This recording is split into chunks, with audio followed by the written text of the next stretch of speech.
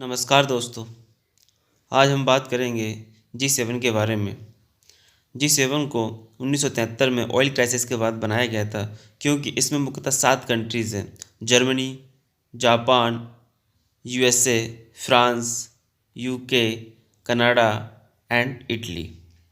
ये 7 देश ऐसे कंट्रीज़ हैं जो वर्ल्ड की लगभग 50% इकनॉमी और इंडस्ट्रियल कंट्रीज़ में आती हैं।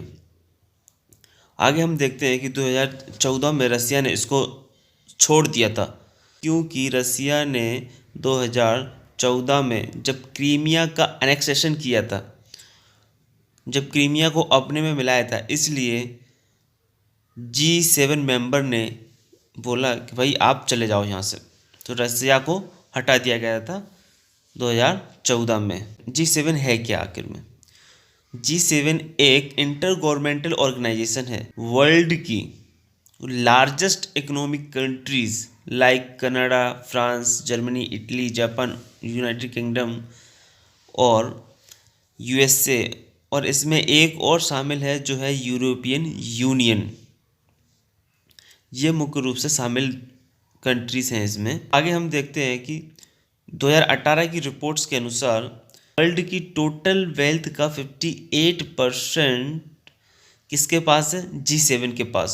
और साथ में मैं आपको एक और डेटा बता दूं, यहाँ पे जो GDP है वो वर्ल्ड की 46% GDP इनके पास है। सोच सकते हैं ये ग्रुप कितना पावरफुल है। और IMF के अनुसार वर्ल्ड की वही शामिल है इसमें।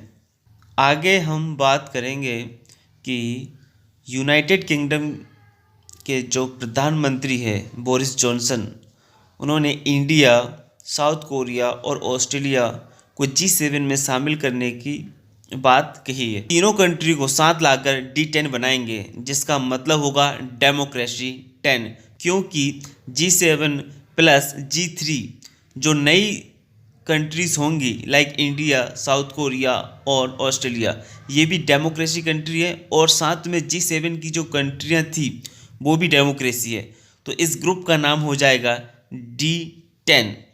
इस ग्रुप का मुख्य उद्देश्य जो है वो चाइना की मोनोपोली को ख़त्म करना है 5G टेक्नोलॉजी में, क्योंकि जिस तरह पेंडेमिक में चाइना ने अपना अग्रेशन दिखाया लाइक ऑस्ट्रेलिया पे, USA पे, बिकॉज ऑफ ऑस्ट्रेलिया की इकोनॉमी जो टोटल डिपेंड थी वो चाइना पे थी।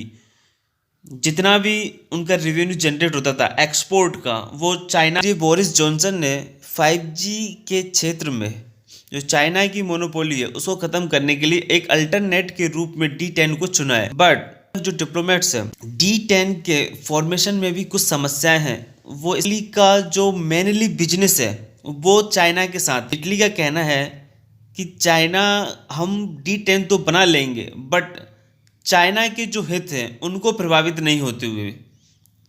साथ ही साथ जो फ्रांस है वो भी इस चीज़ में लगा हुआ है। तो D10 का विरोध मुख्यतः 2 कंट्री कर रही है, और न्यूज़ निकल के ये भी आ रही है कि जापान भी नहीं चाहता कि D10 ग्रुप 10 या ये D10 का जो मुख्य आधार है उसका बेस यही है कि 5G टेक्नोलॉजी में हमको इंडिपेंडेंट बनना है, जो कि चाइना की जो मोनोपोली है उसको ख़त्म करना है 5G टेक्नोलॉजी में। Nokia and Erikson company only companies capable हैं जो कि 5G सर्विस प्रोवाइड कर सकती है, बट इनके जो इक्विपमेंट हैं वो बहुत ही महंगे हैं। और चाइना की जो हुआई कंपनी है उसके इक्विपमेंट इनकी अपेक्षा सस्ते हैं, वो भी 32%। इसलिए US के जो प्रधानमंत्री है बोरिस जॉनसन, इनका कहना है कि यदि D10 कंट्रीज एक साथ आ जाए मिलके और 5G टेक्नोलॉजी पे काम करे, एक दूसरे के साथ चीज़ों को शेयर किया जाए, तो हम ये इस कॉस्ट को कम कर सकें।